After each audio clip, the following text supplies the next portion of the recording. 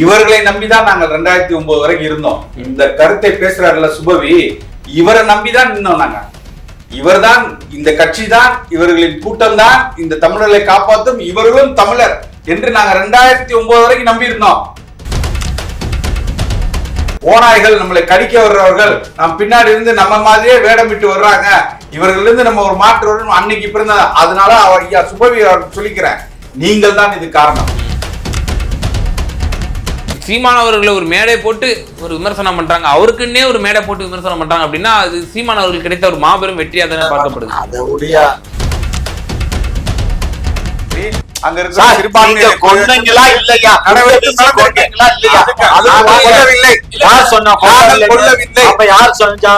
அததான் நான் சொல்றேன். ஒரு வீக்கான அமைப்பா இல்ல எல்டிடி அந்த அளவுக்கு ஒரு வீக்கான அமைப்பா? இங்க எப்படி ஒரு கருணாநிதி இருந்தாரோ அதே மாதிரி எல்லா அமைப்பும்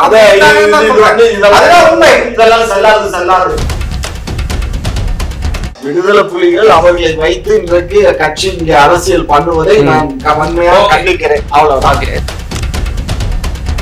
நீ என்ன காரணம்? 147 பேர் படுகொலை செய்யப்பட்டாரா இல்லையா சார்? அவர்கள் பொதுஜன மக்களா இல்லையா? அது சொல்லுங்க.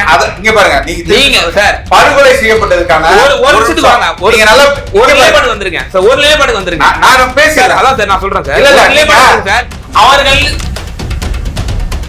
அந்த ஒரே 107 பேர் படுகொலை செய்யல, படுகொலையே செய்யல. புலிகள் இந்த காரணத்துக்காக அவர்களை படுகொலை செய்யவில்லை நான் சொல்றேன். சரி, இந்த காரணம் இல்ல, வேற எந்த காரணமா இருக்கட்டும், எந்த பொதுஜன மக்களை நீங்க படுகொலை செய்வீங்களா? எந்த காரணத்துக்காக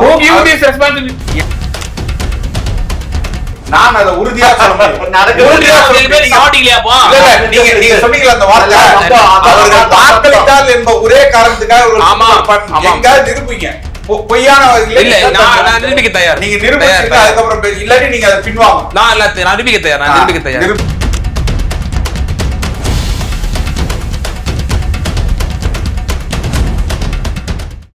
குக்கு செய்திகள் நேயர்களுக்கு அன்பு வணக்கம். இன்றைய சிறப்பு விவாத நிகழ்ச்சியில் நம்மோடு இணைந்திருக்கும் சிறப்பு விருந்தினர்கள் நாம் தமிழர் கட்சியை சார்ந்த மரியாதைக்குரிய திரு சசிகுமார் அவர்களும், மேலும் திமுகவை சார்ந்த மரியாதைக்குரிய டாக்டர் ஜி காமாட்சி நடை அவர்கள். இருவருக்கும் வணக்கம். வணக்கம். திரு சசிகுமார் சார், தமிழர் பேரவையினுடைய தலைவர் சுபவீர பாண்டியன் அவரோட தலைமையிலே உங்களுடைய திரு சீமான் மாபெரும் கூட்டம், திரு சீமான் அவர்கள் நேற்றைய முன்தினம் சீமான் அவர்களை கண்டித்து அந்த ஆர்ப்பாட்டம், பெரியாரை நீங்கள் விமர்சனம் செய்கிறீர்கள், கொச்சைப்படுத்துகிறீர்கள், அதனுடைய எதிர்வாதமாகத்தான் திரு சீமான் அவர்களை கண்டித்து அந்த போராட்டம். அந்த போராட்டத்தை பார்த்தீங்களா? பல கருத்துக்கள் முன்வைக்கப்பட்டது. இன்னும் சொல்லப்போனால் இன்னொரு வார்த்தையும் குறிப்பிட்டிருந்தாரு, அவர் செந்தமிழன் சீமான் அல்ல, சிங்களவன் சீமான் அப்படின்ற ஒரு விஷயத்த சொல்லியிருந்தாரு. 2009க்கு முன்பு வரை அவர் ஈழத்துக்காக போய்தான் ஏதேனும் போராட்டியது உண்டா அப்படின்லாம் கேட்குறாரு. எப்படி என்ன பார்க்குறீங்க? அந்த முழுமையாக அந்த விழாவை எப்படி பார்க்குறீங்க? இந்த கட்சியில் உள்ள 3/4 பேர், ஏன் 90% பேருக்கும் அந்த புரிதல் தான் இருந்திருக்கும் 2009க்கு முன்னாடி வரை. ஏன்னா இவர்களை நம்பிதான் நாங்கள் 2009 வரைக்கும் இருந்தோம். இந்த கருத்தை பேசுறாருல சுபவி, இவரை நம்பிதான் நின்னோம் நாங்க. இவர்தான், இந்த கட்சி தான், இவர்களின் கூட்டம் தான் இந்த தமிழர்களை காப்பாற்றும், இவர்களும் தமிழர் என்று நாங்க 2009 வரைக்கும் நம்பி இருந்தோம். இந்த திராவிடம் என்பது தமிழ் தான் நம்பி இருந்த கூட்டத்துல நானும் வருவேன். எனக்கு எல்லாம் செஞ்சிடும், எங்களை காப்பாத்திரும், இவங்கெல்லாம் நம்மெல்லாம் ஒண்ணுடா அப்படின்னு நினைச்சுக்கிட்டு இருந்தேன். திராவிடன்னா தமிழர் தான்டா திராவிடர்கள் அப்படின்னு நினைச்சிருந்தேன். என்னைக்கு இந்த இன அழிப்புக்கு கண்கூட்டி கைகட்டி இன்னும் வேடிக்கை பார்த்து சிரிச்சுக்கிட்டு இருந்தாங்களோ அன்னைக்கு தான் எங்களுக்கு இந்த இது வந்தது. ஆகா, இவர்கள் வேறடா, நாம வேறடா. அதனாலதான் இன்னைக்கு நம்மளை இனத்தை ஒட்டுமொத்தமாக காவு கொடுத்து நிக்கும் போது இவங்க கைகுட்டி சிரிக்கிறாங்க. பதவி உயர்வுக்காக தன் பிள்ளைகளுக்கு பதவி உயர்வுக்காக போய் அங்க சக்கர நாட்களோட உட்கார்ந்துக்காரா. நம்மளை பத்தி எதுவுமே இல்லடா, நாம மழை விட்டாலும் தூவானம் விடாதுன்னு பேசுற ஆள்லாம் அன்னைக்குதான் எங்களுக்கு வெளிச்சம் வந்தது. ஆகா, இப்படி இல்லடா, நம்ம இவர்கள் வந்தது இல்லையா, அதுக்கு இவர்கள் தான் காரணம். ஒட்டுமொத்தமாக இந்த இனம் அழிப்பை பார்த்து வேடிக்கை பார்த்தாங்கல்ல, அது வரைக்கும் நாங்களும் நம்பிக்கிட்டு தான் இருந்தோம். திராவிடம் தான் தமிழர் நினைச்சிட்டு இருந்தோம். அன்னைக்கு தான் தெரிஞ்சு இது வெற்று, இது நம்மளுக்கு ஓநாய்கள் நம்மளை கடிக்க வர்றவர்கள் நம் பின்னாடி இருந்து நம்ம மாதிரியே வேடமிட்டு வர்றாங்க, இவர்கள் இருந்து நம்ம ஒரு மாற்று வரும் அன்னைக்கு பிறந்த. அதனால ஐயா சுபவி சொல்லிக்கிறேன், நீங்கள் தான் இது காரணம். உங்களுக்கு தான் நாங்க நன்றி சொல்லணும். திரு காமாட்சி ஐயா, இப்போ 2009 வரைக்கும் நாங்களே மடைமாற்றம் செய்யப்பட்டிருந்தோம், எங்களுடைய இதயங்கள்லாம் பூட்டப்பட்டிருந்தது, திராவிடம் தான் தமிழன் அப்படின்னு நாங்க நினைச்சிட்டு இருந்தோம். அதாவது விழிப்பு வந்துச்சுன்னு சொல்றாங்க. ஆனால் இப்படியான ஒரு சீமான் அவர்களை ஒரு மேடை போட்டு ஒரு விமர்சனம் பண்றாங்க, அவருக்குன்னே ஒரு மேடை போட்டு விமர்சனம் பண்றாங்க அப்படின்னா அது சீமான் அவர்களுக்கு கிடைத்த ஒரு மாபெரும் வெற்றியா தானே பார்க்கப்படுது. அதை உடைய இவர் சொல்றாரு இன ஒழிப்புன்னு, தமிழை ஒழிக்க எந்த கொம்பனாலும் முடியாது, தமிழை ஒழிக்க எந்த கொம்பனாலும் முடியாது. இந்த தமிழ்ங்கிறது 4000 ஆண்டுகளாக வளர்ந்து வளர்ந்து வளர்ந்து வந்து கொண்டு இருக்கக்கூடியது. எத்தனையோ பேர்கள் தமிழை அழிக்க நினைத்தவரெல்லாம் அழிந்து போனார்கள். ஆகவே தமிழை யாராலும் அழிக்க இயலாது. அதே போன்று நம்மளுடைய திரு சீமான் அவர்கள் இன்றைக்கு துடிக்கின்ற துடிப்பு அன்றைக்கு யாருக்காக துடிக்கிறார்? தமிழகத்தில் இருக்க தமிழர்களுக்காகவா, சிங்களத்தில் இருக்கிற தமிழர்களுக்காகவா? சிங்கள உலகத்தில் இருக்க எல்லா தமிழர்களும் எல்லா மக்களுக்காக கதையெல்லாம் யாரும் ஒரே யாவரையும் இருங்க சார், இந்த கதையெல்லாம் இங்க விடாதீங்க. சிங்களங்கிறது இன்னொரு நாடு, அந்த நாட்டினுடைய சட்ட திட்டங்களுக்கு உட்பட்டு தான் அந்த நாடு அந்த அரசு செயல்படும். அத நீங்க நாட்டாம பண்றதுக்கு உங்களுக்கு யார் அதிகாரம் கொடுத்தா? அந்த நாட்டுல டெசோ என்ற அமைப்பை எதுக்கு தொடங்கினாங்கன்னு கேளுங்களேன். எதுக்கு எந்த மக்களுக்காக நீங்க டெசோ அமைப்பு தொடங்குனீங்க? இதே சுபவி ஐயா எதுக்கு அதுல இருந்தாரு? இங்க பாருங்க, இதே கோவை ராமகிருஷ்ணன் என்ன பண்ணாரு? சார், நாங்க அந்த மக்களுக்கு ஒரு பாதுகாப்பு அரணாக இருக்க வேண்டும் என்பதற்காக டெசோ அமைப்பை உண்டு பண்ணினோம், அவ்வளவுதான். நீங்க என்ன பண்றீங்க? அவங்க செத்தவங்களை வச்சுக்கிட்டு அந்த பிரேதத்தை உலகத்துல இருப்பா பிரேதத்தை வச்சுக்கிட்டு அதுல போய் பிச்சை எடுத்துக்கிட்டு உக்காந்துக்கிட்டு யாருக்கிட்ட கதை விடுறீங்க? இல்ல அப்படி பார்த்தா உங்களுக்கு எல்லாமே ஃபண்ட் வருது. உங்களுக்கு எலக்ட்ரல் பாண்ட்ல இருந்து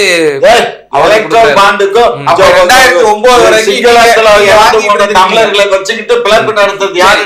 2009 வாங்கிட்டு இருந்திருக்கீங்க. இப்போ நீங்க சொன்னீங்க உலகெங்கும் வாழக்கூடிய தமிழர்களுக்காக போராடக்கூடியவர் நம்முடைய சீமான் அவர்கள் என்று. இதே யாழ்ப்பாணத்திலேயே அங்க இருக்கக்கூடிய தமிழர்களை கிட்டத்தட்ட பல ஆயிரம் முஸ்லிம்களை நிராகத பாணியாக இருக்கக்கூடிய உடையோடு நம்ம மைக்ரேஷன் பண்ண வைக்கலையா விடுதலை புலிகள்? இதை பற்றி மைக்ரேஷன் மட்டும் இல்லப்பா, அவங்க தொழுகையில இருந்து போது சர்ச்சில் பண்ணது விளக்கத்தை கொண்டு வந்து அதோட 72,000 முஸ்லிம்களை தவறு. நீங்க அதுக்கான விளக்கத்தை புலிகள் அமைப்பை மிக தெளிவாக கொடுத்துட்டாங்க. இதே அமைப்புகளை குறிவைத்து பல 10 அமைப்புகள் உள்ளே அவர்கள் உருவாக்கப்பட்டது விடுதலை புலிகளை எதிர்ப்பதற்காக ஆதரிக்கிற மாதிரி வச்சுட்டு இன்னைக்கும் அந்த இயக்கங்கள் அரசு பயங்கரவாத சிங்கள அரசோடு கைகோர்த்து நிக்கிறது. பல குழுக்கள் இன்னைக்கு நிக்கிறாங்க, அவர்களுக்கு பொறுப்புகள் கொடுக்கப்பட்டிருக்கு. ஏன் கடைசியாக வந்த கருணா அவர்களே ஒப்புக்கொண்டாங்க. எந்த மாதிரி நாங்க புலிகளுக்கு எதிராக தன் கூடவே தலைவர் கூட இருந்து வேலை செஞ்சிருக்காங்க. அந்த மாதிரி விஷயங்கள் பல நடந்திருக்கிறது. இஸ்லாமியர்களை குறிவைத்தும் சரி, அங்க இருக்கிற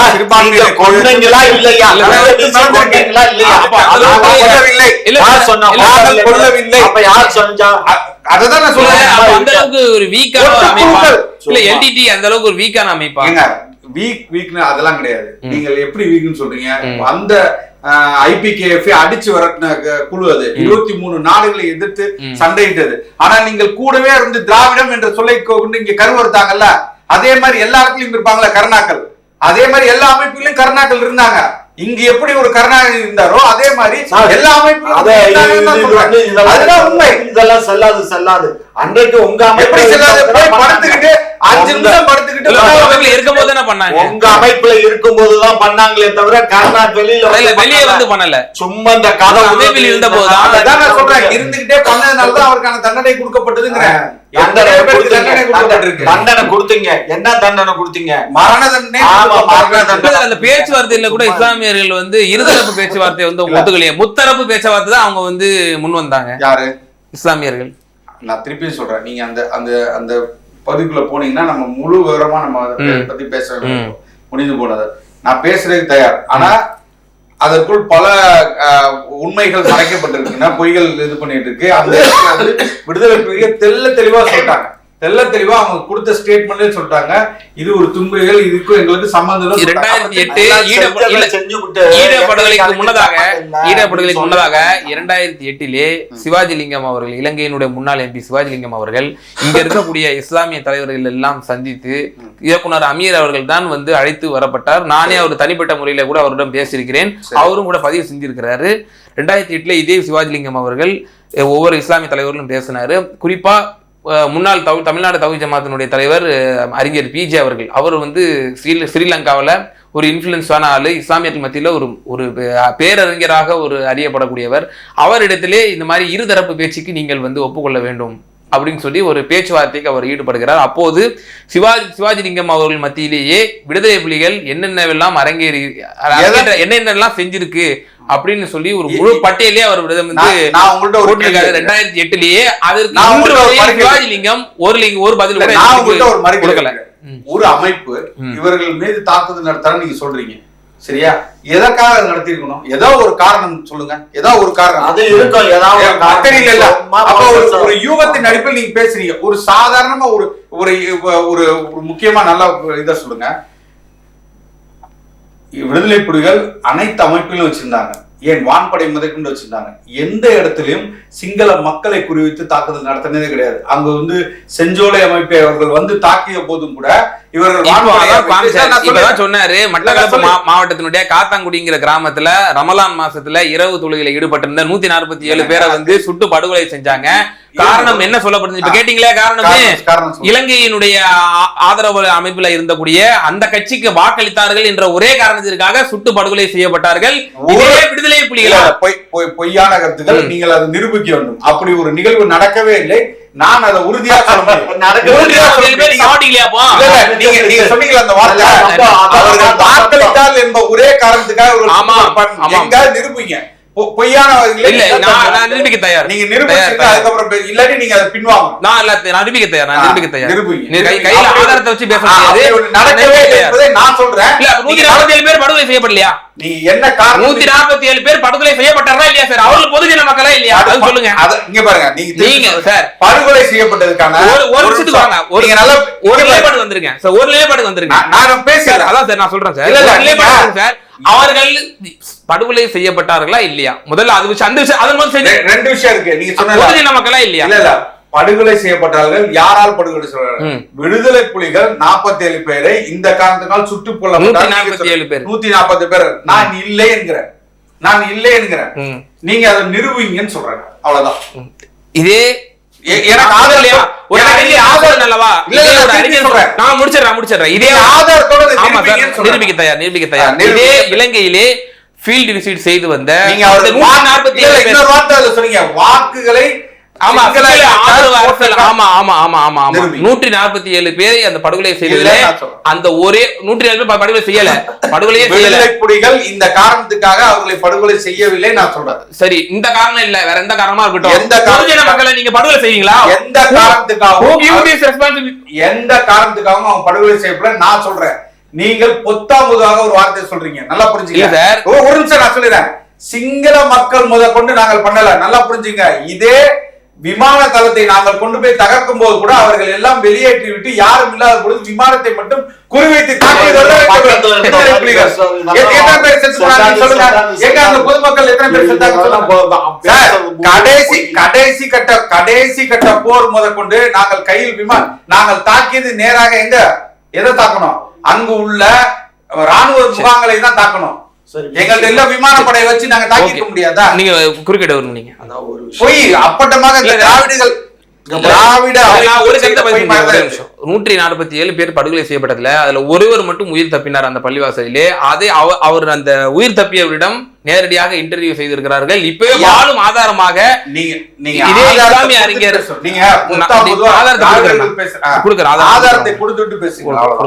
அதாவது இந்த 147 பேர் சுட்டு கொன்ன போது அன்றைய ஊடகங்கள் எல்லா ஊடகங்கள் சிங்கள ஊடகத்திலிருந்து தமிழ் அங்க இருக்கக்கூடிய தமிழ் ஊடகத்திலிருந்து இங்க தமிழகத்தில் இருக்கிறது எல்லா நியூஸ்லயும் என்ன சொன்னாங்க, விடுதலை புலிகள் வந்து இந்த மாதிரி 147 எல்லா நியூஸ்லயும் விடுதலை புலிகள் தலைவர் இறந்து விட்டாருன்னு கூட தான் சொன்னாங்க. என்ன சொன்னா, இந்த மாதிரி தொழுகைகள் இருக்கும்போது சுட்டு கொண்டதாக அத்தனை பத்திரிகை தலைப்பு செய்தி 8 கால செய்தி வந்தது இவர் பார்த்திருக்க மாட்டேன். அப்ப இவர் எங்க இருந்தாரு நினைக்கிறேன். என்னோட அவர் இளைஞர் தான், அவரும் பார்த்திருக்க மாட்டாரு. இப்ப சிவாஜி லிங்கத்து கூட அவர் பேசுனது உண்மை. சிவாஜி லிங்கம் இப்ப நான் போன் பண்ணா கூட வந்துடுவாரு, எங்களுக்குள்ள உள்ள ரிலேஷன்ஷிப் அப்படி அவர்கிட்ட கேளுங்க. அதனால விடுதலை புலிகள் தான் முத்தரப்பு பேசுவதை தானே அவர்கள் முன்னிலைப்படுத்துகிறார்கள். இதே விடுதலை புலிகள் இது வந்து நமக்கு தேவையில்லாத சர்ச்சை. இது அந்நிய நாட்டினுடைய விவகாரம். அந்நிய நாட்டுடைய விவகாரத்தை இங்க எடுத்து பேச வேண்டிய அவசியம் இல்லை. விடுதலை புலிகள் அவர்களை வைத்து இன்றைக்கு கட்சி இங்க அரசியல் பண்ணுவதை நான் வன்மையா கண்டிக்கிறேன். அவ்வளவுதான். திரு சசி சார், அதே போல நீங்க பெரியாரை விமர்சிக்கிறீர்கள் அதிகமாக. அதுக்கு தான் கண்டனம் தெரிவிச்சு அந்த கூட்டம் போட்டிருந்தாங்க. பெரியார் உங்களுக்கு எதிரியா, அவரும் ஒரு சீர்திருத்தவாதியா ஏத்துக்கிறீங்க இல்லையா? பெரியாரே விமர்சிங்கன்னு சொல்லியிருக்காரு. என்னை விமர்சியுங்கள், என் கருத்துக்களை விமர்சியுங்கள், என் கருத்துக்கள் இன்னைக்கு ஒன்றுக்கும் நாளைக்கு ஒன்றுக்கும் மாற்றக்கூடியதான் சொல்லியிருக்காரு. அப்படிங்கும் போது நீங்க பெரியாரையே விமர்சிக்க கூடாது. பெரியாரை நீங்க கடவுளாக போற்றி ஒரு பிம்பமாக கொண்டு வர்றதை ஏற்கலாங்கிறோம் நாங்க. பெரியார் மட்டும்தான் இந்த மண்ணை காட்டார், மண்ணுக்காக நின்றார்ங்கிறது ஏற்கல நாங்க. பெரியாரும் நின்றார், அவர்தான். அதுல நாங்க தெளிவா இருக்கோம். அதை புரிஞ்சுக்க மாட்டாங்க. பெரியார் சொன்ன எல்லா கொள்கைகளையும் எல்லாத்தையும் நாங்கள் ஏற்றுக்கொண்டாலும் அது பேர் பகுத்தறிவே இல்லை. பெரியார் சொன்ன அத்தனையும் நீங்க அப்படியே மொத்தமா ஏத்துக்கிட்டு அவர்தான். இன்னைக்கு நீங்க கொண்டு போய் சேர் போட்டிருக்காங்க, கனிமொழி அவர்கள் வீட்டுல சேர்ல ஒரு போட்டோ வச்சு ஒரு பூவை வச்சு அவருக்கு சாப்பாடு வைக்கிறாங்க. இதை ஏத்துக்குவீங்களா? பெரியார் அவர்கள் ஏற்றுக்குவீங்களா? சொல்லுங்க. இன்னைக்கு அவரோட சமாதியில போய் பஜனை பாடுறாங்க, வடை வைக்கிறாங்க, பேப்பர் வைக்கிறாங்க, கண்ணாடி வைக்கிறாங்க. இல்ல கலைஞருடைய சமாதி அவர் தான் சொல்றேன், கலைஞரோட தான் சொல்றேன். ஏத்துக்குவாங்களா சார்? ஏத்துக்குவீங்களா? அது பெரியாரின் கொள்கையா? உங்களால முரண் இருக்குல்ல, கட்சியினர் வைக்கிறார்கள், முரண் இருக்குல்ல, பெரியாரின் கொள்கைப்பாடு முரண் இருக்குல்ல. அப்ப நீங்க எதிர்த்து கேள்வி, அதைத்தான் நாங்களும் செய்யறோம். எல்லாத்தையும் 10ஆம் முதல் ஏத்துக்கல. பெரியாரை மட்டும் நாங்கள் கொண்டாட விரும்பவில்லை. பெரியாரை தாண்டி பல பேர் வள்ளுவரை கொண்டாட மாட்டோமா? சர்ச்சை உண்டு பண்ண வேண்டும் என்பதற்காக நான் பேசினேன். கலகக்காரன் தான் எங்க அந்த புக்கு வெளியீட்டு விழா அதான் இப்ப அது பேசியாச்சு, அது வந்துருச்சு. அவரு நேற்றுக்கு கொடுத்த இதுலயும் அதான் சொல்லியிருக்காரு. எனக்கு இப்ப வந்து நிறைய வியூவர்ஸ் இதனால கிடைச்சிருக்காங்க அப்படின்னு சொல்றாரு. பல்வேறு விவகாரங்கள்ல இணையர்களுக்கு ரொம்ப தெளிவா விளக்கமிக்கு மிக நன்றிகள். நன்றி.